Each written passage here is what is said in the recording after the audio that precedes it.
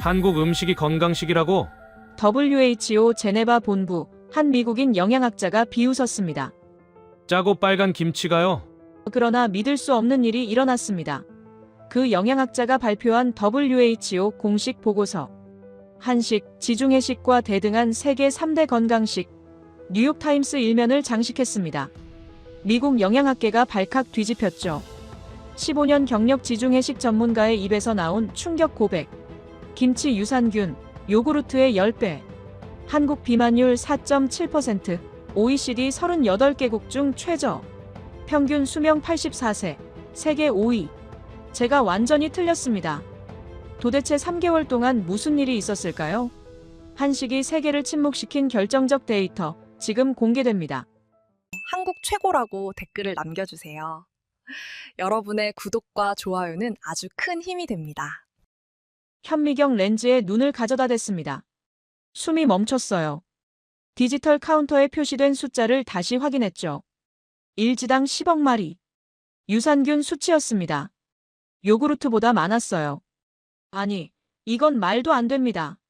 김치 샘플을 바꿔치기 한 건가? 손이 떨렸어요. 제 이름은 제임스 핸더슨입니다. 세계보건기구 WHO에서 15년간 영양학을 연구해온 사람이죠. 하버드 공중보건대학원을 나와 지중해식 식단 연구로 박사학위를 받았어요. 올리브유와 생선, 와인의 조화가 인류 최고의 건강식이라고 믿었습니다. 아니, 확신했죠. 그게 제 커리어 전부였으니까요. 지금 이 순간이 이상합니다. 서울대학교 영양학과 실험실에 앉아있는 제 자신이 믿기지 않아요. 3개월 전만 해도 한국에 올 생각이 전혀 없었거든요. 제네바 WHO 본부 회의실에서 세계 최고 건강식단 선정 프로젝트 회의가 열렸죠. 15개국 영양학자 20명이 모였어요. 지중해식 식단을 1위로 선정하는 건 기정사실이었습니다. 저는 발표 자료를 준비하면서 뿌듯했어요. 15년 연구의 결실이었으니까요. 회의가 시작됐습니다. 각국 연구원들이 자국 식단을 소개했어요. 일본은 전통화식을, 북유럽은 노르딕 다이어트를 내세웠죠.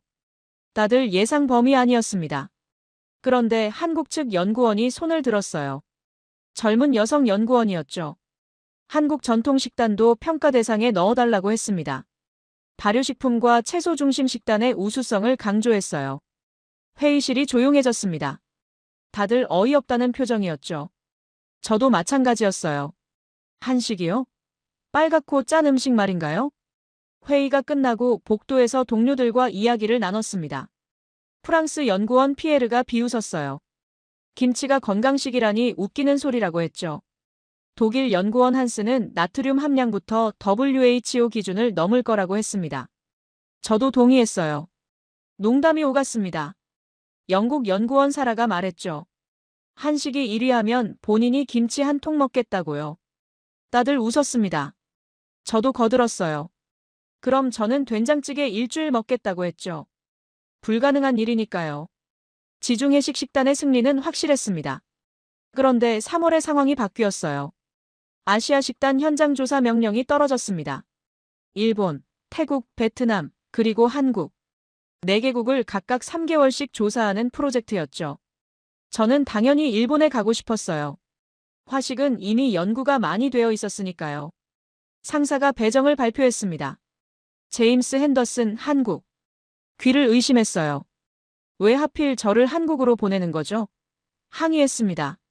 지중해식 전문가인 제가 아시아 발효식품을 조사해야 하냐고요. 상사는 단호했어요. 객관적 시각이 필요하다고 했죠. 한식에 호의적이지 않은 연구원이 필요하다는 뜻이었습니다. 결국 3월 15일 인천공항에 도착했어요. 택시를 탔는데 기사님 옆자리에서 냄새가 났습니다. 신냄새였죠. 아, 김치구나 싶었어요. 역시 김치공화국이네요. 창밖을 보면서 생각했습니다. 3개월 빨리 지나가길 바랐어요. 서울대학교 영양학과와 공동 연구가 시작됐습니다. 한국 측 책임자는 김민준 교수였어요. 50대 중반의 조용한 분이었죠. 첫 미팅에서 그가 말했습니다.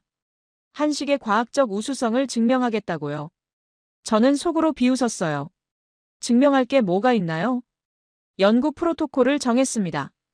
WHO 표준 분석법을 따르기로 했죠. 영양성분 분석, 역학조사, 임상실험. 3단계였어요. 공정하게 진행하자고 했습니다. 김 교수가 고개를 끄덕였어요. 데이터가 말해줄 거라고 했죠. 첫 번째 샘플은 김치였습니다. 배추김치, 깍두기, 백김치. 세 종류를 가져왔어요. 저는 장갑을 끼고 샘플을 준비했습니다. 솔직히 냄새가 싫었거든요. 현미경 아래에 슬라이드를 놓고 유산균 수를 측정하기 시작했죠. 그리고 지금입니다. 10억 마리라는 숫자 앞에서 얼어붙은 지금이요. 뭔가 잘못됐을 겁니다. 기계 오류거나 샘플 오염이겠죠. 재측정을 해야 해요. 김 교수를 불렀습니다. 이거 확인 좀 해달라고 했어요. 그가 다가와서 모니터를 봤습니다. 고개를 끄덕이더니 말했죠. 정상 수치라고요. 김치는 원래 이렇다고 했습니다. 저는 믿을 수가 없었어요. 요구르트 광고에서 1억 마리의 유산균이라고 자랑하던 게 기억났습니다. 그런데 김치는 그보다 10배가 많다고요? 이건 뭔가 이상합니다. WHO 본부 복귀 후 일주일이 지났습니다. 3월 8일이었죠. 상사 마이클 존슨 박사가 제 사무실로 들어왔어요. 손에 서류 봉투를 들고 있었습니다. 불길한 예감이 들었죠. 아시아 식단 프로젝트 배정 결과라고 했습니다. 봉투를 열었어요. 제임스 핸더슨, 대한민국 3개월. 눈앞이 캄캄했습니다. 일본이나 태국을 기대했거든요. 왜 하필 한국이냐고 물었죠. 존슨 박사가 설명했습니다. 객관적 평가가 필요하다고 했어요. 한식에 대해 선입견이 있는 연구원이 오히려 공정한 데이터를 만들 수 있다고 했죠. 편향된 긍정보다 의심 많은 검증이 과학적이라는 논리였습니다. 억지였어요. 항의했습니다. 제 전공은 지중해식 식단이라고 했죠. 아시아 발효식품은 문외한이라고 했습니다. 존슨 박사는 고개를 저었어요. 그래서 더 좋다고 했습니다. 선입견 없이 데이터만 보라고 했죠. 더 이상 말이 통하지 않았어요. 집에 가서 아내 에밀리에게 말했습니다. 한국에 3개월 간다고 했죠. 에밀리가 물었어요. 한국이 어디 있는 나라냐고요. 저도 정확히 몰랐습니다. 일본 옆이라고 대충 답했어요. 김치 많이 먹는 나라라고 덧붙였죠. 8살 딸 소피아가 끼어들었습니다. 김치가 뭐냐고 물었어요. 빨갛고 매운 야채라고 설명했습니다. 소피아가 인상을 찌푸렸죠. 자기는 안 먹을 거래요. 저도 먹고 싶지 않았습니다. 2주 동안 준비했어요. 한국 관련 자료를 찾아봤습니다. 인구 5천만, GDP 세계 10위권, 반도체와 자동차 강국. 경제 지표는 인상적이었죠. 하지만 식문화는 달랐어요. 매운맛 중심, 높은 나트륨 함량, 발효식품 과다 섭취. 우려되는 점이 많았습니다. 3월 15일 아침, 제네바 공항으로 향했습니다. 에밀리와 소피아가 배웅 나왔어요. 소피아가 말했죠. 아빠 김치 먹지 말래요. 저도 먹고 싶지 않다고 답했습니다. 에밀리가 웃으며 말했어요. 열린 마음으로 가보래요. 고개를 끄덕였지만 속으로는 회의적이었죠. 12시간 비행 끝에 인천공항에 도착했습니다. 입국장을 나오니 서울대 조교 2명이 마중 나와 있었어요. 20대 후반 남녀였습니다. 반갑게 인사했죠. 공항 밖으로 나갔습니다. 택시를 잡았어요. 뒷자리에 앉았는데 냄새가 났습니다. 신냄새였죠. 발효된 음식 냄새. 운전기사님 옆자리를 봤습니다. 플라스틱 통이 하나 놓여 있었어요. 반찬통이라고 했습니다. 점심 도시락이래요. 김치 냄새였습니다. 차 안 가득 퍼져 있었죠. 창문을 조금 열었어요. 조교가 괜찮냐고 물었습니다. 괜찮다고 답했지만 솔직히 불편했어요. 택시 안에서도 김치 냄새를 맡아야 하다니. 앞으로 3개월이 걱정됐습니다. 1시간 정도 달려 서울 시내에 들어왔습니다. 고층 빌딩이 빼곡했어요. 생각보다 현대적이었죠. 하지만 거리 곳곳에 한글 간판이 가득했습니다. 하나도 읽을 수 없었어요. 이질감이 들었습니다. 숙소는 서울대 근처 게스트하우스였습니다. 깔끔한 원룸이었죠. 짐을 풀고 침대에 앉았어요. 시차 적응이 필요했습니다. 조교가 저녁 먹으러 가자고 했어요. 피곤했지만 따라 나섰죠. 근처 식당으로 갔습니다. 한식당이었어요. 메뉴판을 봤는데 전부 한글이었습니다. 조교가 추천했죠. 김치찌개가 한국 대표 음식이라고요. 별 선택지가 없었습니다. 김치찌개로 주문했어요. 음식이 나왔습니다. 빨간 국물에 김치와 두부, 돼지고기가 들어있었죠. 김이 모락모락 났어요. 냄새가 강렬했습니다. 숟가락을 들어 국물을 떠먹었죠. 입안이 얼얼했습니다. 맵고 짰어요. 국물을 삼키기가 힘들었습니다. 물을 마셨죠. 조교가 물었어요. 어떠냐고요? 저는 애써 웃으며 답했습니다. 독특하다고요. 사실은 역시나 짜다는 생각뿐이었어요. 밥과 반찬이 함께 나왔습니다.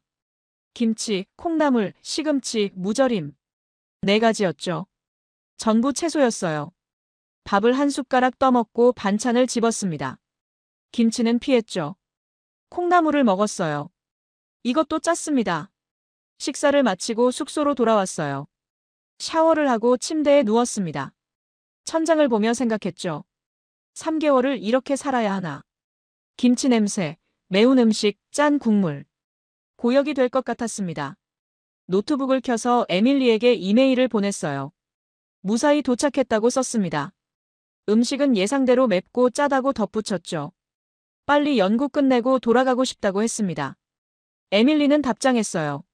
힘내라고요. 곧 익숙해질 거래요. 익숙해질 수 있을까요? 의문이었습니다. 침대에 누워 눈을 감았어요. 내일부터 본격적인 연구가 시작됩니다. 서울대 영양학과와 첫 미팅이 있죠. 한국 측 연구진을 만나게 될 겁니다. 솔직히 기대는 없었어요. 그들이 아무리 한식을 자랑해도 데이터는 속이지 못할 겁니다. 나트륨 함량, 영양 불균형, 과도한 발효. 수치가 다 말해줄 거예요. 3개월 후면 WHO 본부로 돌아갑니다. 그리고 보고서를 제출하겠죠. 한식은 건강식이 아니라고요. 3월 16일 아침 9시 서울대학교 영양학과 건물에 들어섰습니다. 5층 실험실이었어요.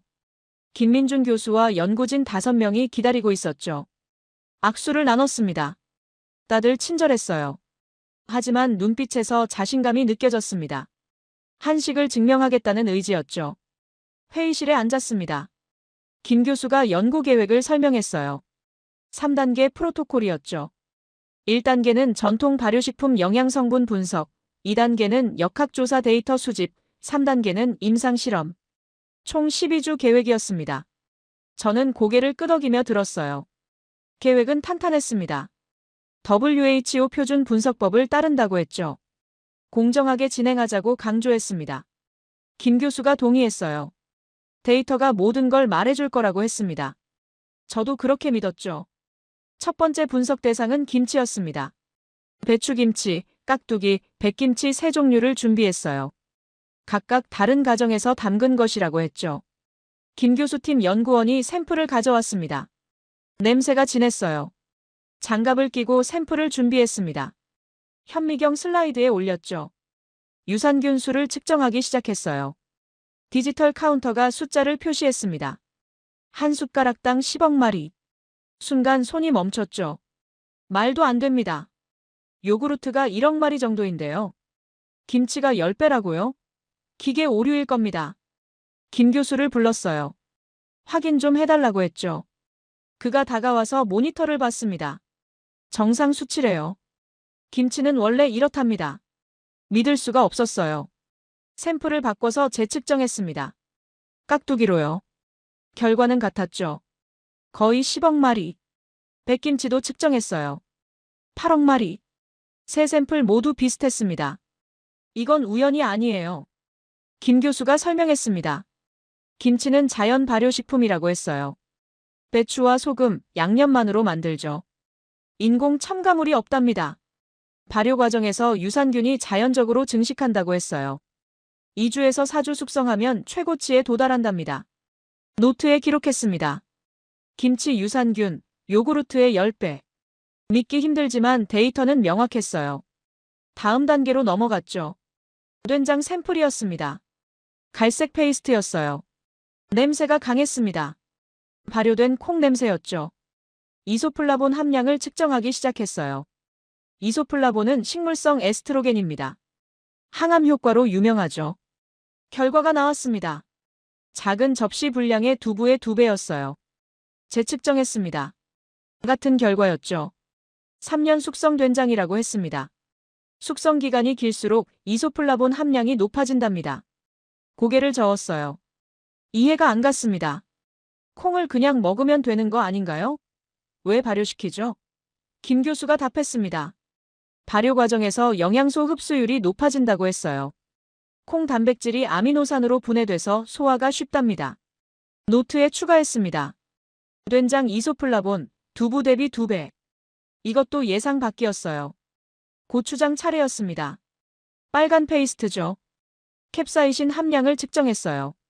캡사이신은 매운 성분입니다. 신진대사를 촉진하죠. 생고추보다는 낮지만 상당한 양이었어요. 연구원이 설명했습니다. 고추장은 고춧가루, 찹쌀, 메주가루, 소금으로 만든답니다. 6개월 이상 숙성시키죠. 캡사이신 외에도 아미노산과 유기산이 풍부하답니다. 단순히 매운 소스가 아니라 복합 영양식품이라고 했어요. 점심시간이 됐습니다. 학생 식당으로 갔어요. 김 교수와 함께였죠. 정식을 주문했습니다. 밥과 국, 그리고 반찬 6가지가 나왔어요. 김치, 콩나물, 시금치, 두부조림, 멸치볶음, 무생채. 색깔이 다채로웠습니다. 밥을 먹으며 관찰했습니다. 학생들이 반찬을 골고루 먹더라고요. 김치는 거의 모든 학생이 먹었습니다. 채소 반찬도 남기지 않았죠. 서양 학생 식당과 달랐어요. 서양에선 메인 요리 하나에 집중하거든요. 오후에 나물 반찬을 분석했습니다. 시금치나물, 콩나물, 도라지, 고사리. 4가지였어요. 식이섬유 함량을 측정했죠. 전부 높은 수치였습니다. 특히 도라지가 가장 높았어요. 김 교수가 말했습니다. 한국인은 WHO 권장량에 거의 근접하는 식이섬유를 섭취한답니다. 반찬 문화 덕분이랍니다. 한 끼에 서너 가지 채소를 먹으니까요. 저녁 7시가 됐습니다. 하루 분석이 끝났어요. 숙소로 돌아와 노트북을 켰습니다. 오늘 데이터를 정리했죠. 김치 유산균은 요구르트의 10배, 된장은 두부보다 2배 높은 항암 성분, 고추장의 신진대사 촉진 효과, 나물의 풍부한 식이섬유. 숫자들을 보며 당황했습니다. 예상과 달랐어요. 한식이 짜고 자극적이기만 한 줄 알았죠. 하지만 데이터는 다른 이야기를 했습니다. 영양학적으로 의미 있는 성분들이 가득했어요. 이건 뭔가 이상합니다. 제네바 동료 피에르에게 이메일을 썼습니다. 오늘 김치를 분석했네. 유산균이 요구르트의 10배야. 믿기지 않아서 3번 재측정했어. 뭔가 이상해. 데이터가 예상과 너무 달라. 이메일을 보내고 침대에 누웠어요. 천장을 바라봤습니다. 하루 만에 혼란스러워졌어요. 과학자로서 데이터를 무시할 수 없습니다. 하지만 인정하기도 싫었죠. 15년간 믿어온 게 흔들리는 기분이었습니다. 내일은 역학조사 데이터를 볼 예정입니다.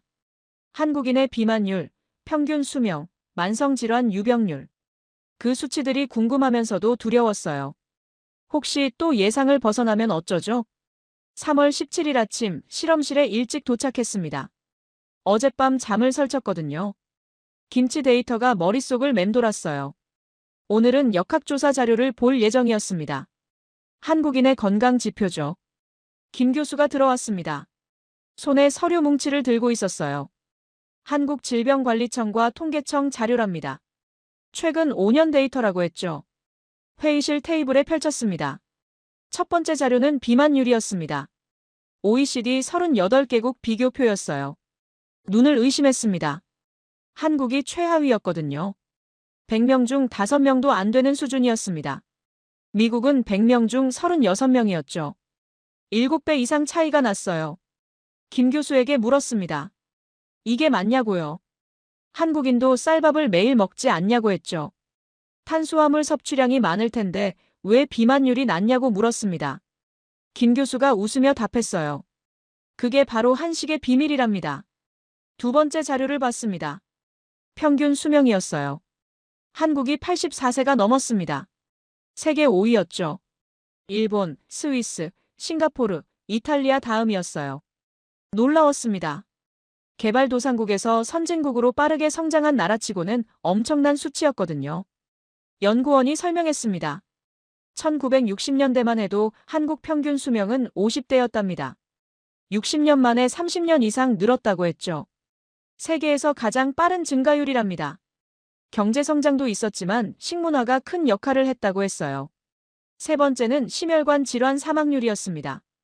이것도 낮았어요. OECD 평균보다 훨씬 아래였습니다. 고개를 갸우뚱했죠. 한식이 짜지 않나요? 나트륨 섭취가 많으면 고혈압이 생기고 심장병 위험이 높아지는데요. 김 교수가 자료를 하나 더 꺼냈습니다. 한국인 나트륨 섭취량과 고혈압 유병률 비교표였어요. 나트륨 섭취량은 WHO 권장량보다 높았습니다. 하루 4,000mg 정도였죠. 권장량은 2,000mg이에요.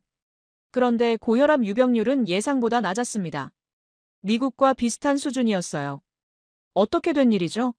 나트륨을 많이 먹는데 고혈압은 낮다고요? 연구원이 설명했습니다. 칼륨 때문이랍니다. 한국인은 채소를 많이 먹어요. 김치, 나물, 쌈 등등이죠. 채소에는 칼륨이 풍부합니다. 칼륨은 나트륨을 배출하는 역할을 하죠. 그래서 나트륨 섭취가 높아도 혈압이 조절된답니다. 고개를 끄덕였습니다. 이론적으로는 맞는 말이에요. 하지만 실제로 그렇게 효과가 있을까요? 의심스러웠습니다. 점심시간에 김 교수와 학생 식당에 갔습니다. 어제와 같은 정식을 주문했어요. 밥, 국, 반찬 6가지. 오늘은 관찰을 더 자세히 했습니다. 학생들의 식사 패턴을 봤죠. 모든 학생이 밥과 반찬을 번갈아 먹었습니다. 밥 한 숟가락, 김치 한 점, 밥 한 숟가락, 나물 한 젓가락. 이런 식이었죠. 밥만 먹는 사람은 없었어요. 반드시 반찬과 함께 먹었습니다. 김 교수에게 물었습니다. 한국인은 항상 이렇게 먹냐고요. 김 교수가 답했어요. 네, 전통이랍니다. 밥상 차림이라고 하죠. 주식인 밥과 부식인 반찬을 조화롭게 먹는 겁니다.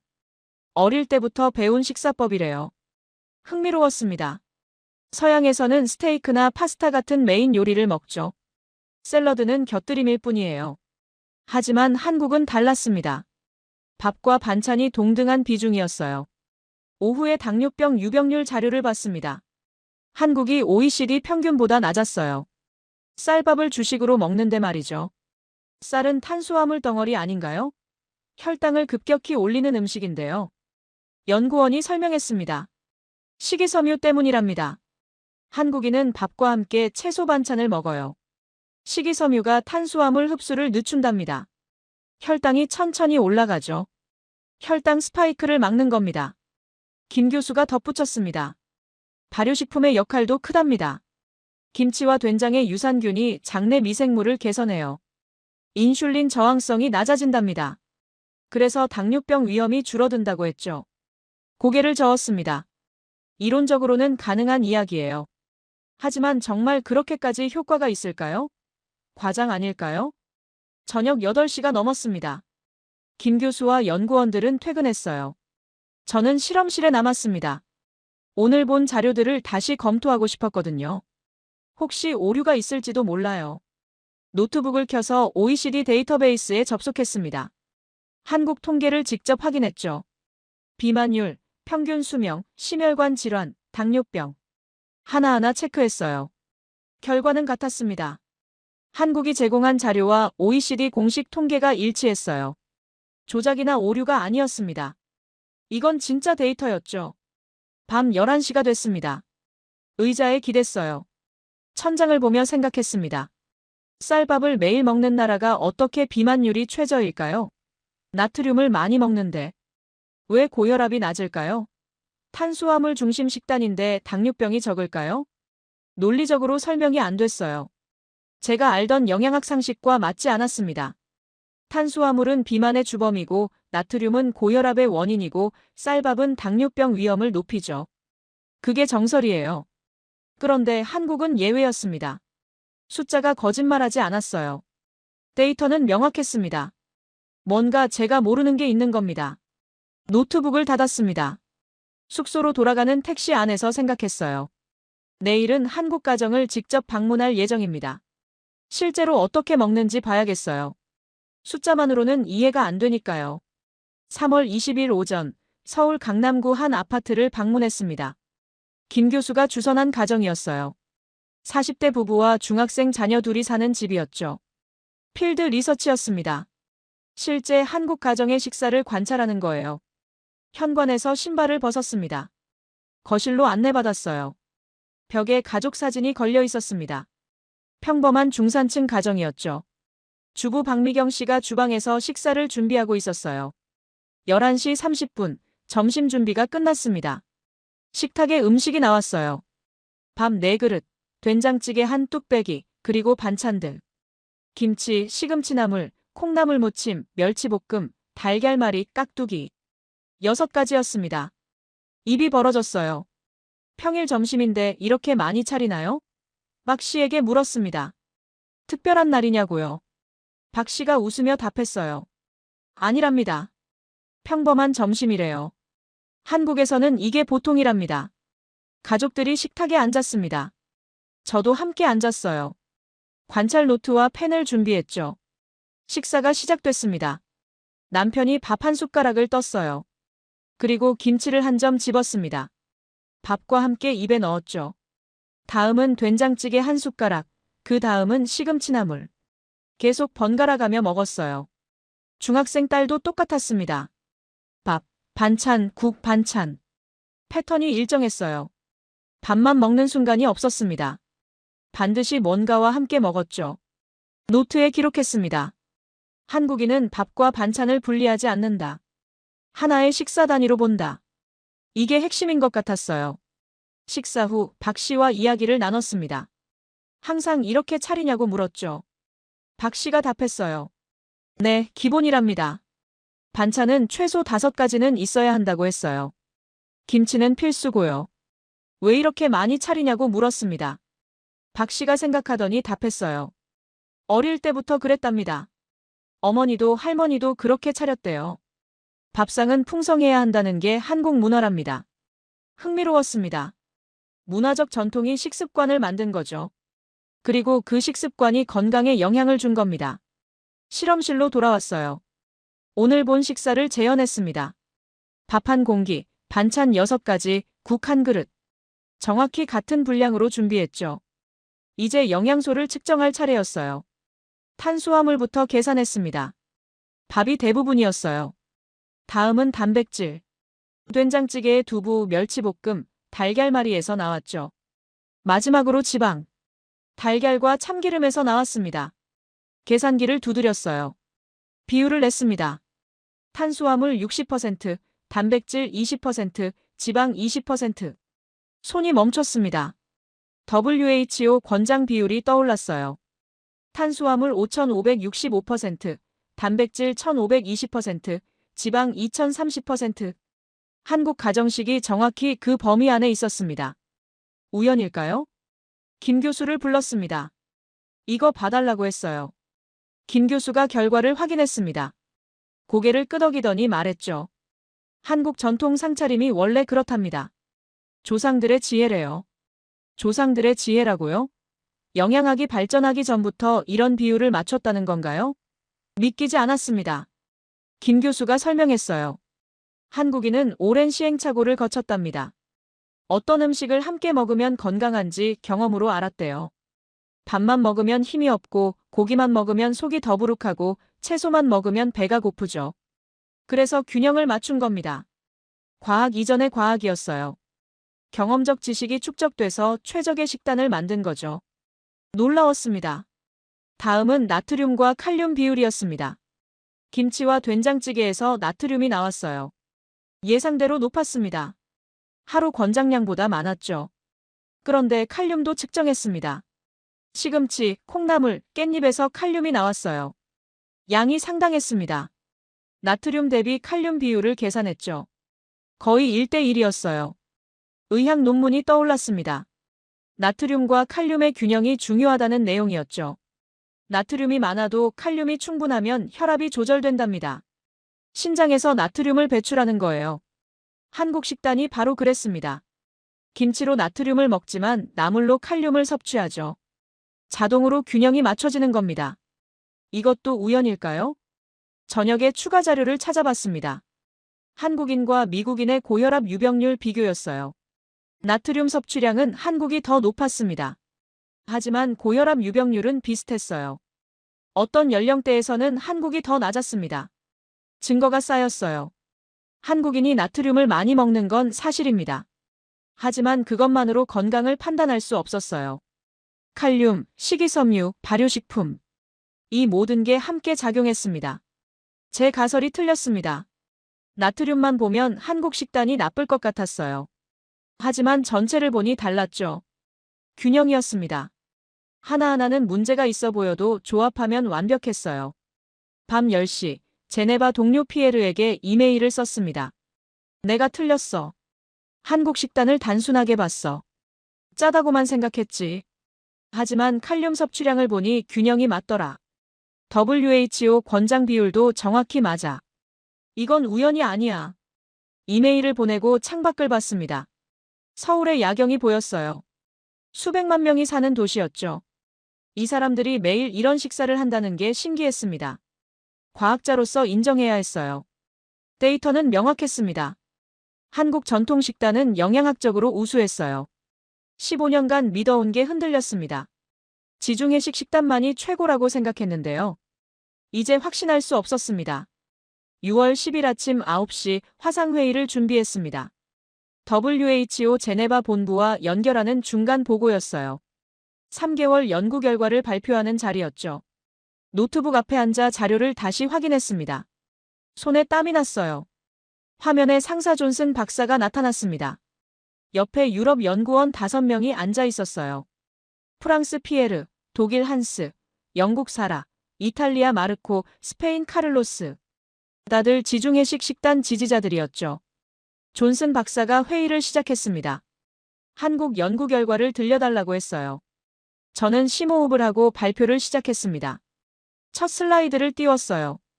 김치 유산균 분석 결과였습니다. 요구르트의 10배라고 설명했죠. 화면 너머로 사람들이 웅성거리는 소리가 들렸어요. 두 번째 슬라이드는 역학조사였습니다. 한국 비만율 OECD 최저, 평균 수명 세계 5위. 숫자를 하나씩 읽어줬어요. 회의실이 조용해졌습니다. 세 번째는 영양소 분석이었어요. 탄수화물 60%, 단백질 20%, 지방 20%. WHO 권장 비율과 일치한다고 강조했습니다. 나트륨, 칼륨 균형도 설명했죠. 마지막 슬라이드를 띄웠습니다. 결론이었어요. 한국 전통 식단은 지중해식과 대등하거나 일부 지표에서 우월하다고 썼습니다. 세계 3대 건강식단에 포함될 자격이 있다고 발표했죠. 화면이 얼어붙었습니다. 아무도 말이 없었어요. 5초가 지났습니다. 10초가 지났죠. 무거운 침묵이었어요. 피에르가 먼저 입을 열었습니다. 목소리에 불만이 묻어났어요. 제임스, 자네 정신 차리라고 했습니다. 3개월 만에 생각이 180도 바뀌었냐고 물었죠. 김치를 너무 많이 먹은 거 아니냐고 비꼬았어요. 한스가 거들었습니다. 데이터 해석이 잘못됐다고 했어요. 한국이 특수한 경우라고 했죠. 동양인 체질이 다르다는 겁니다. 유전적으로 쌀을 소화하는 능력이 뛰어나다는 거예요. 사라도 동의했습니다. 서양인에게는 맞지 않을 거래요. 나트륨 섭취량이 너무 높다고 했죠. 영국인이 그렇게 먹으면 고혈압 환자가 폭발할 거랍니다. 존슨 박사가 끼어들었습니다. 제임스, 확신하냐고 물었어요. 정말 지중해식과 대등하다고 생각하냐고 했죠. 목소리가 날카로웠습니다. 저는 답했습니다. 네, 확신합니다. 데이터가 거짓말하지 않는다고 했어요. 3개월간 WHO 표준 프로토콜로 분석했다고 강조했죠. 마르코가 반박했습니다. 샘플 수가 적다고 했어요. 한 국가만 봤다는 거죠. 일반화할 수 없다고 주장했습니다. 저는 준비한 자료를 꺼냈어요. 재미교포 2세 연구 결과였습니다. 미국에서 태어나 자란 한국계 미국인들이죠. 유전자는 한국인이지만 환경은 미국입니다. 슬라이드를 띄웠습니다. 한식을 먹는 재미교포와 미국 식단을 먹는 재미교포를 비교한 연구였어요. 결과가 명확했습니다. 한식을 먹는 그룹이 비만율이 낮고 당뇨병도 적었어요. 목소리를 높였습니다. 유전자가 아니라 식단입니다. 같은 유전자를 가진 사람들도 먹는 음식에 따라 결과가 다르다고 설명했죠. 환경이 아니라 음식이 핵심이라고 강조했어요. 카를로스가 따졌습니다. 그럼 지중해식은 어쩌냐고 했어요. 15년간 최고 식단이었다고 했죠. 이제 한식이 더 낫다는 거냐고 물었습니다. 저는 고개를 저었어요. 더 낫다고 하지 않았다고 답했습니다. 대등하다고 했죠. 둘 다 우수하다고 강조했어요. 지중해식도 훌륭하고 한식도 훌륭하다고 했습니다. 존슨 박사가 끼어들었습니다. 보고서를 수정하라고 했어요. 한식이 지중해식과 대등하다는 표현은 너무 과격하답니다. 한식의 장점을 인정하되 조심스럽게 쓰래요. 제 차례였습니다. 단호하게 답했어요. 죄송하지만 수정할 수 없다고 했습니다. 과학자로서 데이터를 따라야 한다고 했죠. 정치적 고려로 진실을 왜곡할 수 없다고 강조했어요. 회의실이 술렁였습니다. 존슨 박사 얼굴이 굳었어요. 제임스, 신중하라고 했습니다. 이 보고서는 WHO 공식 문서가 된다고 했죠. 파장을 생각하래요. 저는 알고 있다고 답했습니다. 그래서 더 정직해야 한다고 했어요. 15년 커리어가 걸린 문제지만 진실이 우선이라고 말했습니다. 피에르가 비웃었습니다. 자네 지중해식 박사 학위는 어떻게 하냐고 물었어요. 이제 한식 박사가 될 거냐고 조롱했죠. 가슴이 뜨거워졌습니다. 하지만 참았어요. 냉정하게 답했습니다. 박사 학위는 진실을 찾으라고 준 겁니다. 기존 이론을 고집하라고 준 게 아니라고 했죠. 회의가 끝났습니다. 존슨 박사가 마지막으로 말했어요. 2주 안에 최종 보고서를 제출하래요. 신중하게 쓰라고 강조했습니다. 화면이 꺼졌어요. 의자에 주저앉았습니다. 온몸에 힘이 빠졌어요. 김 교수가 옆에서 지켜보고 있었습니다. 괜찮냐고 물었죠. 저는 고개를 끄덕였어요. 괜찮다고 답했습니다. 예상했던 반응이라고 했죠. 하지만 속으로는 불안했어요. 동료들과 등졌습니다. 상사와도 대립했죠. 김 교수가 말했습니다. 용기 있는 결정이래요. 과학자의 양심을 지킨 거라고 했죠. 고맙다고 덧붙였어요. 저는 쓰게 웃었습니다. 용기가 아니라고 답했어요. 데이터를 따른 것뿐이라고 했죠. 과학자라면 당연한 거라고 말했습니다. 하지만 마음 한구석이 무거웠어요. 8월 15일 연구 종료일이었습니다. 3개월이 지났어요. 서울대 실험실에서 마지막 회의가 열렸죠. 김 교수와 연구원들이 모였습니다. 작별 인사를 나눌 시간이었어요. 김 교수가 먼저 말했습니다. 함께 일해서 영광이었다고 했어요. 객관적인 시각으로 한식을 평가해줘서 고맙답니다. 저는 고개를 숙였죠. 배운 게 많았다고 답했습니다. 편견을 깨는 경험이었다고 덧붙였어요. 연구원들이 선물을 줬습니다. 김치 담그는 법이 적힌 책이었어요. 집에서 직접 만들어 먹으라고 했죠. 웃으며 받았습니다. 꼭 만들겠다고 약속했어요. 숙소로 돌아와 짐을 쌌습니다. 3개월 동안 쌓인 자료들이 많았어요. 실험 노트, 데이터 파일, 사진들. 하나하나 정리하며 지난 시간을 되돌아봤습니다. 첫날 김치 냄새에 인상 쓰던 제가 떠올랐어요. 이제는 김치 없는 식사가 허전했습니다. 아침마다 숙소 근처 식당에서 김치찌개를 먹었죠. 몸에 맞았어요. 8월 16일 오후 인천공항으로 향했습니다. 김 교수가 배웅 나왔어요. 악수를 나눴습니다. 좋은 결과 있기를 바란다고 했죠. 저는 최선을 다하겠다고 답했어요. 비행기에 올랐습니다. 12시간 비행 동안 보고서 초안을 썼어요. 노트북을 열고 키보드를 두드렸습니다. 제목부터 고민했죠. 한국 전통식단의 영양학적 평가. 너무 딱딱했어요. 한식의 우수성 분석. 이것도 아니었습니다. 고민 끝에 정했어요. 한국 식단, 세계 건강식의 새로운 기준. 서론을 썼습니다. 연구 배경과 목적을 설명했어요. 3개월간 WHO 표준 프로토콜로 분석했다고 명시했죠. 객관성을 강조했습니다. 본론은 세 부분으로 나눴어요. 첫째, 발효식품의 영양학적 가치. 김치의 유산균, 된장의 항암 성분을 데이터로 제시했습니다. 둘째, 상차림 문화의 과학적 우수성. 영양소 균형, 나트륨, 칼륨 비율을 분석했죠. 셋째, 역학조사 결과. 비만율, 평균 수명, 만성질환 수치를 비교했어요. 결론을 쓰는 게 가장 어려웠습니다. 신중해야 했어요. 하지만 진실도 담아야 했죠. 키보드 위에 손가락을 올렸습니다. 심호흡을 했어요. 한국 전통 식단은 발효식품과 채소 중심 구성, 적정 영양소 비율로 세계 3대 건강식단에 포함될 자격이 충분하다. 지중해식, 일본 전통식과 함께 WHO가 권장할 만한 식단이다. 문장을 다시 읽었습니다. 수정할 부분이 없었어요. 이게 제가 내릴 수 있는 정직한 결론이었습니다. 제네바 공항에 도착했습니다. 집으로 가는 택시 안에서 에밀리에게 전화했어요. 다 왔다고 말했죠. 에밀리가 반가워했습니다. 소피아도 기다린다고 했어요. 집에 도착하자 소피아가 뛰어나왔습니다. 아빠하며 안겼어요. 3개월 만이었습니다. 키가 컸더라고요. 에밀리가 저녁을 준비했다고 했습니다. 스테이크래요. 식탁에 앉았어요. 스테이크와 샐러드, 빵이 나왔습니다. 익숙한 서양식 저녁이었죠. 하지만 뭔가 허전했어요. 반찬이 없었습니다. 김치가 그리웠어요. 다음 날부터 보고서를 다듬었습니다. 사무실에 출근해서 데이터를 재검토했어요. 통계적 유의성을 확인했죠. 그래프를 다시 그렸습니다. 일주일이 걸렸어요. 8월 25일 최종 보고서를 완성했습니다. 80페이지 분량이었어요. 참고 문헌만 150개였죠. 존슨 박사에게 제출했습니다. 이메일로 파일을 보냈어요.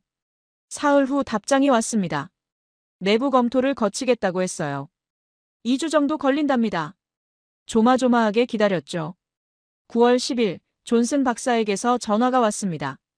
검토가 끝났다고 했어요. 통과됐답니다. 일부 표현을 순화했지만 결론은 그대로래요. WHO 공식 보고서로 등록된답니다. 안도의 한숨이 나왔습니다. 감사하다고 답했어요. 존슨 박사가 말했습니다. 용기 있는 보고서였다고 했죠. 논란이 있을 거지만 과학적으로 타당하답니다.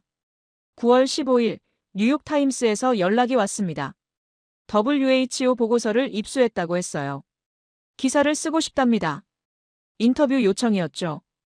응하기로 했습니다. 9월 18일 뉴욕타임스 일면에 기사가 실렸습니다. 제목이 컸어요. 한식, 지중해식 일식과 함께 세계 최고 건강식 반열에. 부제도 있었죠. WHO 연구원, 김치와 된장의 과학적 우수성 입증. 제 사진도 실렸습니다. 서울대 실험실에서 찍은 거였어요. 기사는 3개월 연구 과정을 자세히 다뤘습니다. 처음에 편견과 데이터 앞에 겸손을 대비시켰죠. 반응이 폭발했습니다. SNS에서 난리가 났어요.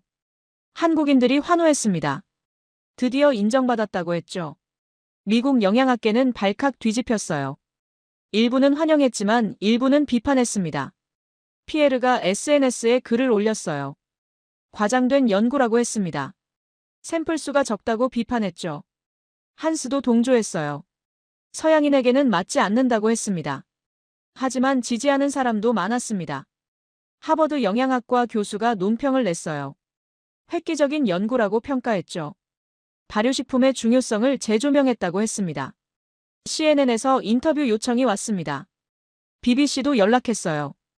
일주일 동안 6개 방송에 출연했죠. 같은 질문을 받았습니다.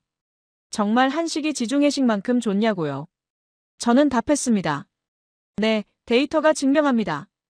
편견을 버리고 보면 명확하다고 했죠. 2024년 12월 제네바 우리 집 아침 식탁입니다. 8시 30분이에요. 에밀리가 토스트와 커피를 준비했어요. 저는 냉장고를 열었습니다. 맨 앞에 김치통이 있었죠. 김치를 꺼내 작은 접시에 담았습니다. 한국에서 담그는 법을 배워왔거든요. 처음에는 서툴렀어요. 지금은 제법 괜찮습니다.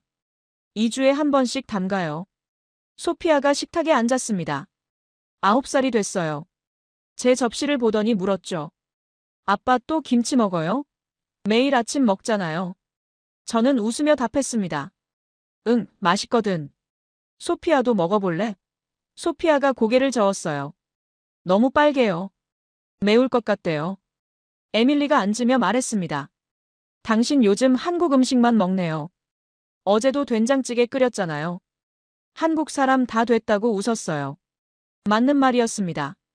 한국에서 돌아온 지 1년 넘었어요. 하지만 식습관은 완전히 바뀌었죠. 아침에 김치, 점심에 도시락 쌀 때 반찬 여러 가지, 저녁에 된장찌개. 자연스러워졌습니다. 토스트를 한 입 베어 물고 김치를 먹었어요. 궁합이 좋았습니다. 빵과 김치라니 이상한 조합 같지만 맛있어요. 신맛과 감칠맛이 빵의 고소함과 어울렸죠. 소피아가 또 물었습니다. 아빠, 김치가 정말 세계에서 제일 건강한 음식이에요? 학교에서 친구들한테 자랑했는데 안 믿어요. 저는 커피를 한 모금 마시고 답했습니다. 제일이라기보다는 아주 건강한 음식이야. 지중해식 음식, 일본 음식과 함께 말이야. 소피아가 고개를 갸우뚱했어요. 셋 다 1등이에요? 그렇지, 세 가지 다 훌륭해. 어느 게 더 낫다고 할 수 없어. 각각 장점이 있거든. 소피아가 물었죠. 그럼 아빠는 왜 한국 음식만 먹어요? 저는 웃었습니다. 아빠가 배운 게 있어서야. 틀렸던 걸 인정하는데 3개월 걸렸거든.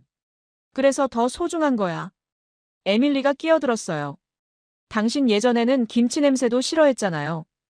인천공항에서 택시 탔을 때 기억나요? 창문 열었잖아요. 부끄러웠습니다. 맞아요, 그랬죠. 편견이었어요. 제대로 알기 전에 판단한 거예요. 과학자가 해선 안 될 행동이었죠. 사무실에 출근했습니다. 오늘은 중요한 회의가 있었어요. WHO 한식 가이드라인 프로젝트 팀 회의였죠. 제가 팀장이었습니다. 회의실에 6명이 모였어요. 미국, 프랑스, 한국, 일본, 브라질 연구원들이었죠.